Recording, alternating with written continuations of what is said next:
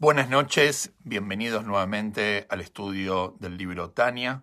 Hoy nos encontramos en nuestra clase número 14 y estamos en la mitad del capítulo 4. Para hacer un breve resumen, lo que venimos hablando en este capítulo, estamos hablando principalmente sobre las vestimentas del alma. En otras palabras, las vestimentas son como herramientas para el alma, de alguna forma, para poder interactuar en este mundo y cumplir con su misión. Y dijimos que el alma posee tres vestimentas: el pensamiento, o sea, lo que nosotros pensamos; la palabra, lo que la persona dice; y la acción, lo que terminamos haciendo. Y dijimos que el alma, por intermedio de estas tres vestimentas, se inviste y se conecta con Dios. Entonces estamos en el capítulo 4, ahora les estoy compartiendo el link para que puedan seguir el Tania desde adentro. En el capítulo 4, en el renglón que empieza con ahora bien. Y dice lo siguiente: ahora bien, venimos hablando sobre las vestimentas del alma. Entonces, estas tres vestimentas de la Torá y sus mandamientos, porque dijimos que las tres vestimentas del alma la utilizamos para cumplir con nuestra misión en este mundo, que es cumplir con Torá y Mitzvot. Entonces, estas tres vestimentas de la Torá y sus mandamientos, aunque se denominan meramente vestimentas, a pesar que son simplemente vestimentas, ¿qué significa vestimentas? Vestimenta es lo que nos podemos sacar, cambiar, poner. Es algo externo a la persona. No es lo mismo decir la esencia del alma, los sentimientos de la persona, que decir algo externo como una ropa. Entonces dijimos que la persona puede hacer o hacer otra cosa o cambiar de hacer. Puede decir o decir otra cosa o parar de hablar. Sin embargo, la persona pensar no puede parar de pensar, pero sí puede pensar otro pensamiento. Entonces, esto es como una vestimenta. La persona puede cambiarse la vestimenta. Mientras más externa es la vestimenta, más fácil de cambiar, lo que nos hace una vestimenta que está más cercana al cuerpo. Entonces, ¿qué? De alguna forma, decimos que las vestimentas del alma, obviamente es algo superficial, es algo externo, es algo inferior. Pero fíjense lo que va a decir el Alter Rebbe ahora. Aunque se denominan meramente vestimentas del Nefesh, Ruach y Neshama, su calidad, sin embargo, es infinitamente superior y mayor que la del Nefesh, Ruach y Neshama mismas. Y esto es algo sorprendente. Si yo les voy a preguntar, ¿qué es más importante? ¿Qué es más elevado? ¿La persona o sus ropas? Es ridícula la pregunta. Obviamente, es mucho más importante la persona quien viste las vestimentas. Las vestimentas es algo totalmente superficial. Obviamente que la persona es lo principal. Sin embargo, dice el Alter Rebbe, en este caso las vestimentas del alma son más elevadas que el alma misma. ¿Por qué? Porque las vestimentas del alma son uno con Dios. Las vestimentas del alma, que son las Torá y las mitzvot, que nosotros decimos, que nosotros hacemos y que nosotros pensamos, es uno con Dios, como vamos a ver ahora. Entonces las vestimentas del alma no son solamente superiores al alma, son infinitamente superiores al alma. ¿Por qué dice infinitamente superior al alma? Porque el alma, una vez que se inviste en el cuerpo, es algo que es creación. Nibrá se dice en hebreo. Sin embargo, las vestimentas del alma son partes del Creador, Boré. ¿Y qué relación tiene la creación con el Creador? No hay vínculo, no hay relación. Es infinitamente superior el Creador que la creación. Si yo les digo el 1 y 1.000.000, obviamente que el millón es superior al 1, pero no es infinitamente superior al 1. ¿Por qué? Porque si yo voy a juntar muchos unos, finalmente voy a terminar llegando al millón.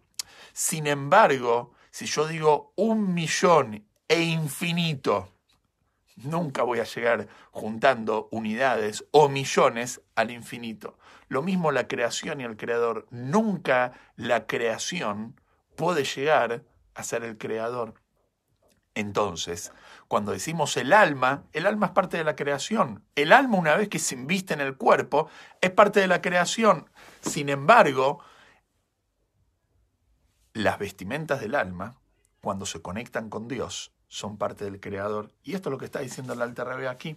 El Alter Rebbe está diciendo, es infinitamente superior y mayor que la del Nefesh, Ruach y Neshama mismas. Porque como lo explica el Zohar, la Torá, la sabiduría de Dios, y el Santo bendito sea, y Dios, son verdaderamente uno. Y va a explicar ahora. Esto significa, puesto que la Torá es la sabiduría y la voluntad del Santo bendito sea, por cuanto que la Torá, ¿qué es la Torá? La Torá es la sabiduría de Dios.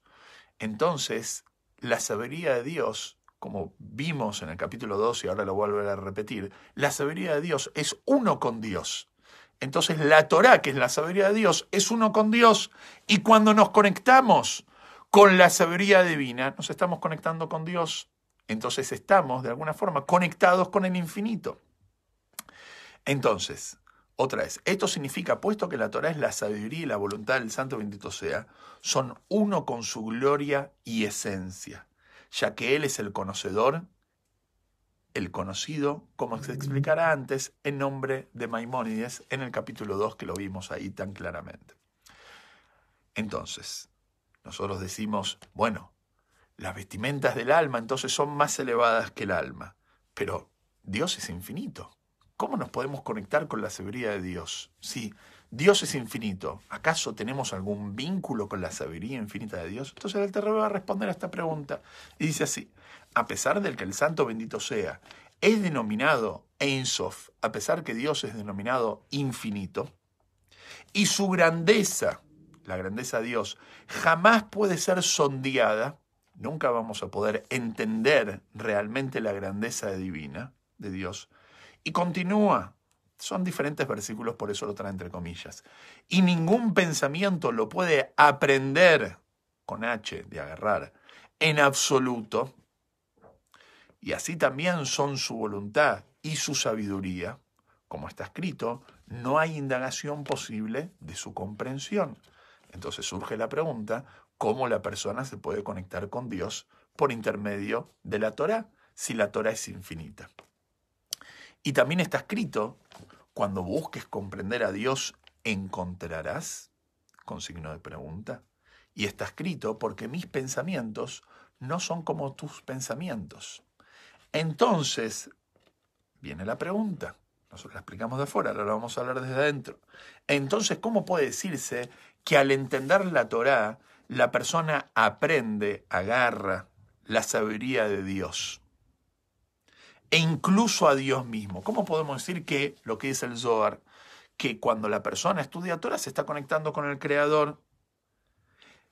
Responde la pregunta y dice así, es respecto de esto que nuestros sabios han dicho, con respecto a esto, nuestros jajamim dijeron así, donde encuentras la grandeza del Santo bendito sea, allí encuentras su humildad. ¿Qué quiere decir en otras palabras esto? ¿Cómo nos podemos conectar con Dios? Por medio de su humildad, y ahí vamos a lograr llegar a entender su grandeza. Porque, como vamos a ver ahora, Dios comprimió su Torá, en otras palabras, tuvo un acto de humildad para que nosotros podamos, de alguna forma, conectarnos con su grandeza. Y esto es lo que dice acá, lo leo nuevamente, donde encuentras la grandeza del Santo bendito sea, o sea, ¿dónde encuentras la grandeza del Santo bendito sea? ¿Cómo podés llegar a comprender la grandeza del Santo bendito sea? Allí encuentras su humildad. Por intermedio de este acto de humildad que Dios tuvo de comprimir su sabiduría, entonces podemos llegar a comprender su grandeza. Y lo dice y lo leo de adentro. Dios comprimió su voluntad y sabiduría en los 613 mandamientos de la Torá y en sus leyes. Dios agarró toda su sabiduría y puso esa sabiduría en la Torá.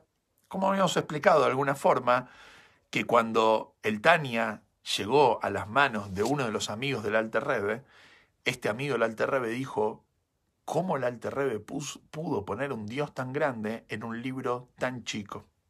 Esto de alguna forma es lo mismo con la Torá. La Torá pudo de alguna forma Dios ponerse a sí mismo en la Torá, que es un libro limitado. Son 5 libros con un poco más de 300.000 letras, etc. Y es limitada la Torá. Sin embargo, Dios, su grandeza es que Él puede comprimirse en un libro limitado. En la filosofía judía muchas veces se habla que Dios es tan infinito que puede de alguna forma limitarse en lo finito, porque si no, no sería un infinito verdadero. Porque si el infinito no puede de alguna forma comprimirse en lo finito, entonces está limitado en su infinitez. Dios es el verdadero infinito, que no existe comparación en lo terrenal, en lo físico, no existe un ejemplo de esto. Él pudo comprimir su infinitez para poder también tener esa faceta de finito. ¿En dónde lo vemos eso? En la Torá. La Torá es un libro finito, es un libro limitado, es un libro donde Dios pudo poner su infinitez en un libro finito. Y en los 613 mandamientos de la Torá. Y en las combinaciones, sigo leyendo, y en las combinaciones de las letras de las escrituras, de la Torá, Nevi'im y Ktubim, acá habla del todo el Tanaj, de los 24 libros de la Torá, Nevi'im y Ktubim. Y en la exposición de estos versículos que se encuentran en la Sagadot y Midrashim de nuestros sabios, no solamente en la Torá escrita, sino obviamente también en la Torá oral, como nosotros sabemos que cuando Moshe recibió la Torá en el monte Sinai, no solamente recibió la Torá escrita, sino que la Torá vino con su explicación, porque si no es imposible cumplir la Torá. En la Torá está escrito: Beayú leotalia de jaule totafot beineineja, y va a ser como una señal en tu brazo y un recordatorio entre tus ojos. Obviamente todos sabemos que se refiere a los tefilim esto. Sin embargo, ahí no está escrito tefilim.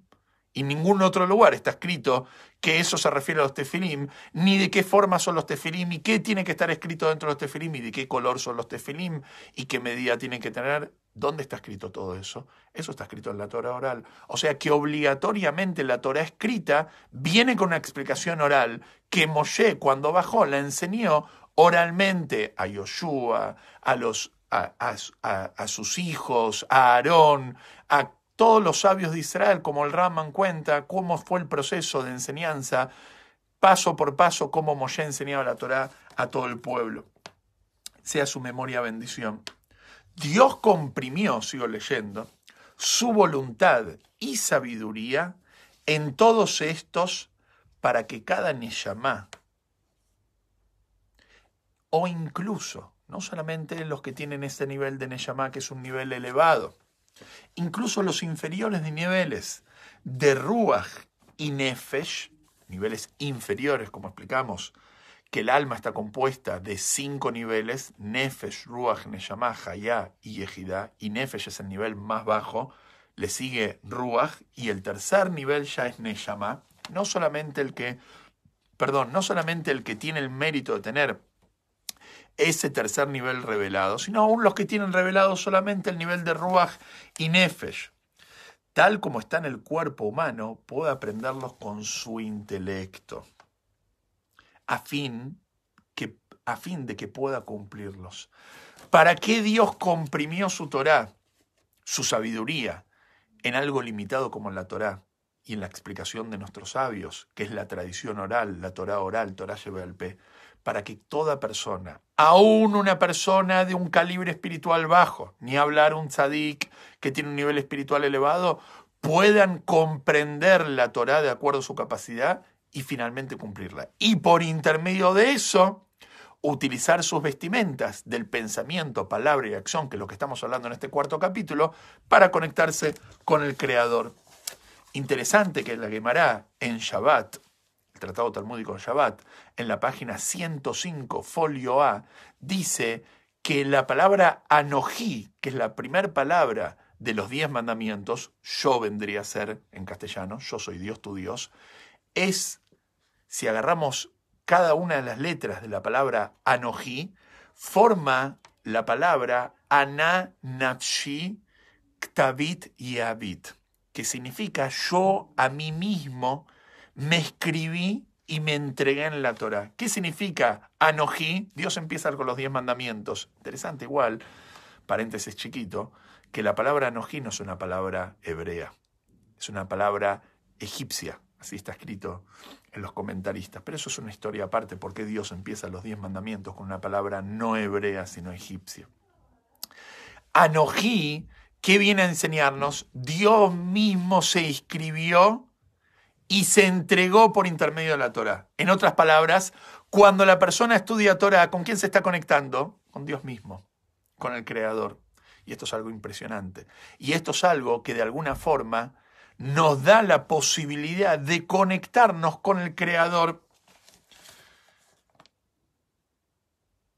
Se me viene en mente algo interesante que me gustaría compartir con ustedes, que tiene que ver con uno de los temas que mucha gente pregunta, que tiene que ver con ¿por qué la Torá está tanto en los detalles? Shabbat empieza a las 6:53 de la tarde. 6:50, no puede empezar a las 6:30, 6:53. El horario del Shema es hasta las 9:14 de la mañana. Tzedaká hay que dar de esta forma. Los tefilim tienen que medir de esta... ¿No? ¿Que Dios acaso le importan los detalles? Acá, Dios está en lo general, uno podría pensar. A Dios no le importa tanto el detalle, a Dios le importa que nosotros seamos buenas personas. Obvio que a Dios le importa que seamos buenas personas, pero ¿por qué el judaísmo tiene tantos detalles? Una vez escuché un muy lindo ejemplo que dice así. ¿Qué es Torah y Mitzvot? ¿Qué es el judaísmo? El judaísmo es el canal por el cual el judío se conecta con el Creador. ¿Vos te querés conectar con Dios? Hay una dirección para conectarse con Dios. Vos te querés conectar de tu forma, o no a las 6:54, sino a las 6:30, un número más redondo. No estás yendo a la dirección correcta. No te estás conectando con el Creador. Pero ¿qué? ¿Dios le importan los detalles? Entonces, un ejemplo que escuché, que había una vez, una persona se encontró con un amigo que hacía mucho que no lo veía. Entonces charlaron, se abrazaron, etc. Entonces cuando se despide dice, pásame tu mail, así estamos en contacto. Le pasa el mail. Entonces el mail era José Rabinovich, vamos a decir, jose.rabinovich@gmail.com. Bueno, lo anota jose.rabinovich@gmail.com. Entonces, bueno, después de unos años se vuelven a encontrar. Le dice, te pasé mi mail, ¿por qué no me escribiste? Si tanto habíamos hablado, habíamos quedado que vos me escribías así, me mandabas tu mail. Entonces le dice, sí, pero te escribí un montón de veces. Pero yo no recibí nada, le dice. ¿Pero cómo no recibiste nada? A ver, ¿cómo me escribió? joserabinovich@gmail.com. No, pero te dije José.Rabinovich. No, pero, por favor, por un punto. Y sí, por un punto no me llegó el mail. Por un punto no es la dirección correcta. Cuando uno se quiere conectar con Dios, la única forma de conectarse con Dios es la dirección correcta que Dios te da, no la que vos pensás que es la correcta. Vos pensás que es la correcta conectarse con Dios a las 6:30, ese es el horario de encendido de las velas. No es el horario ese. El horario es a las 6:53 o al horario que sea, no importa. Pero el horario es el horario. La dirección es dirección. Y si vos mandás el mail sin el punto, no va a llegar. Si vos tuviste la mejor intención, pero te olvidaste de hacerlo de la forma correcta, no va a llegar. Y esto es lo que estamos diciendo acá. Nosotros nos queremos conectar con el Creador. La única forma de conectarnos con el Creador es por intermedio de la Torá y las mitzvot. Y en la Torá y mitzvot, solamente de la forma que Dios nos ordenó. No de la forma que nosotros pensamos que nos tenemos que conectar con el Creador. Sigo leyendo. Entonces, y a fin que pueda cumplirlos, tanto como puede hacerlo en la acción, el habla y el pensamiento, o sea, por intermedio de las 3 vestimentas del alma. invistiéndose la Neyamá, así con sus 10 facultades, todas en estas 3 vestimentas. O sea, que la persona, cuando utiliza todo su pensamiento, su palabra y la acción para cumplir Torah Mitzvot, su alma se viste y se inviste y se conecta con el Creador. En Hasidut está explicado en varias oportunidades que cada vez que una persona cumple una mitzvah, es una vestimenta del alma. Es como que el alma, de alguna forma, viene desnuda y nosotros tenemos que vestirla. ¿Y cómo vestimos al alma? Por intermedio de la Torah que estudiamos y las mitzvot que cumplimos. Y de alguna forma estas vestimentas sirven como pase y como, vamos a decir de alguna forma, conexión para el mundo venidero, cuando la persona se va de este mundo, para poder de alguna forma soportar y recibir la revelación de Dios. Es como decir, vos querés mirar el sol, pero no tenés los anteojos correspondientes. No vas a poder mirar, el sol está ahí, pero no vas a poder mirar, te va a quemar. Vos querés estar y recibir la revelación de Dios en el mundo venidero, la única forma es por intermedio de los anteojos correctos de la Torah y las mitzvot. Por eso se cuenta una historia famosa en la Gemara, que David Amelech, el rey David, una vez entró a la casa de baño, digamos, antes existían casas de baño donde la gente se iba a asear. Entonces sacó la ropa y dijo en ese momento, me siento desnudo. Obvio, sacaste la ropa. Sin embargo, él no se estaba refiriendo se siente desnudo, sino de que él se sentía desnudo de no poder cumplir con mitzvot. ¿Por qué? Porque un yehudí camina, tiene el talit, tiene el tzitzit. En antaño, la gente iba por la calle con los tefilim puestos, porque el tefilim es una vestimenta. Entonces, cuando uno ingresaba a la casa de baño, se tenía que sacar obviamente los tefilim, y se sacaba también los tzitzit, el talit. Entonces, David Amelech se sentía desnudo de mitzvot, porque no podía poner tefilim, no podía usar los tzitzit, y tampoco, obviamente, en un lugar así se puede estudiar Torah. Hasta que David Amelech dijo, pero igualmente tengo el Brit Milá, tengo la circuncisión. Y el Brit Milá es una vestimenta que acompaña al Yehudí constantemente, esté donde esté y en cualquier situación. Por eso, obviamente, la importancia del Brit Milá en el Yehudí, tener la circuncisión. Sigo leyendo, último párrafo, y dice así: es por eso que la Torá, es por esto de lo que estamos explicando, el concepto que Dios comprimió su sabiduría en la Torá para que nos podamos conectar con Él. Y por intermedio de eso es lo que decimos al principio de la clase de hoy, que las vestimentas del alma de Torá y Mitzvot son más elevadas que el alma misma. Sigo leyendo. Es por eso que la Torá ha sido comparada al agua. La Torá, uno de los líquidos que la Torá es comparada, es al agua. También es comparada al aceite, también es comparada a la leche, pero en este caso es comparada al agua. Y explica por qué es comparada al agua.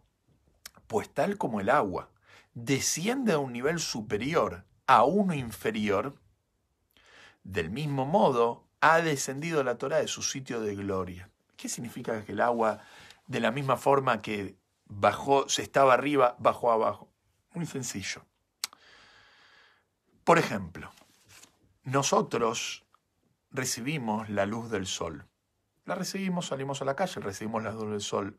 Pero no es lo que nosotros recibimos lo que hay arriba. ¿Qué hay arriba? Arriba está el sol. Lo que nosotros recibimos es un rayo del sol. Pero en la esencia, el sol mismo no lo recibimos. Sin embargo, cuando nosotros recibimos agua acá abajo, por ejemplo, por intermedio de la lluvia, nosotros recibimos el mismo agua que está arriba, la recibimos acá abajo. O sea, no es que nosotros recibimos algo diferente como en el sol, que nosotros recibimos los rayos y el sol se queda arriba. Nosotros recibimos el agua.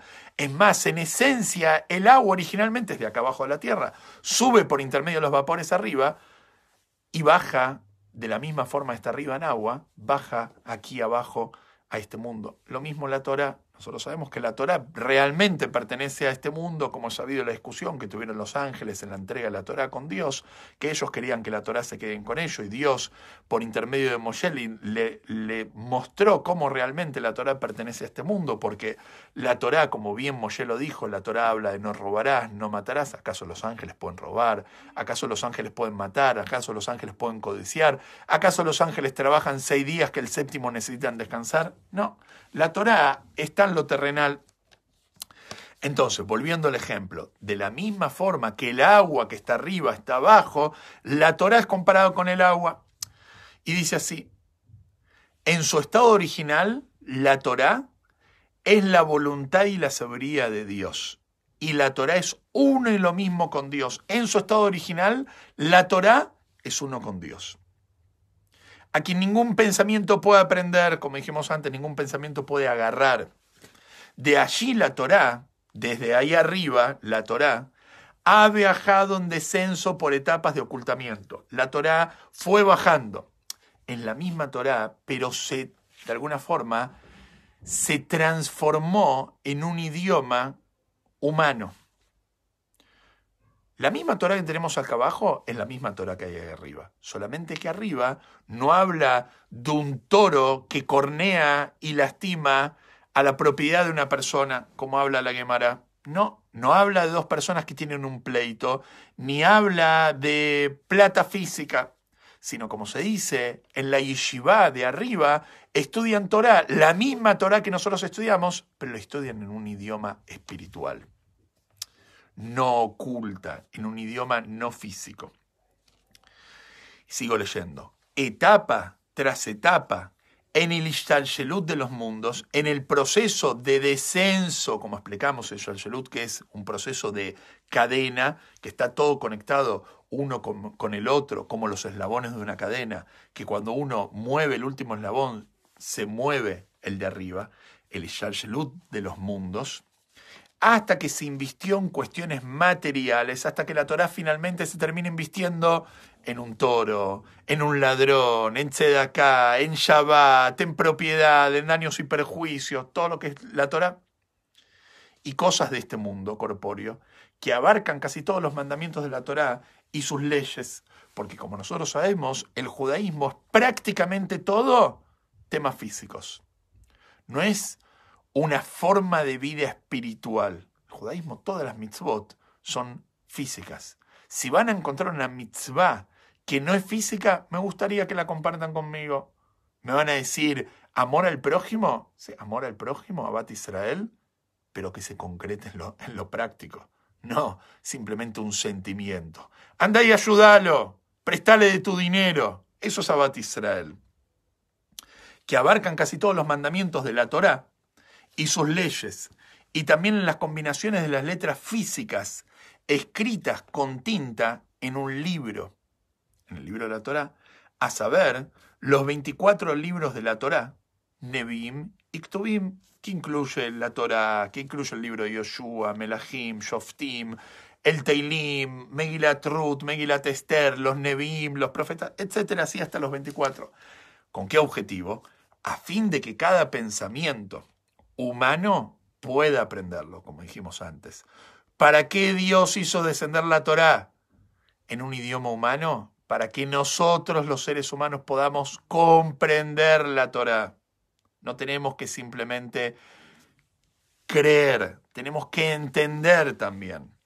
Y para que aún el habla, no solamente el pensamiento, sino también el habla, las vestimentas. Acuérdense, estamos hablando de las vestimentas del alma. Aprenderlos en el pensamiento, el habla, la palabra y la acción que se encuentran en un nivel inferior al pensamiento, como explicamos que el pensamiento es la vestimenta del alma más elevada porque está muy cercana al alma, no tanto como la palabra es inferior y obviamente la acción es lo más bajo, pueden aprenderlas e investirse en ellas y por intermedio de eso la persona se pueda conectar con el Creador.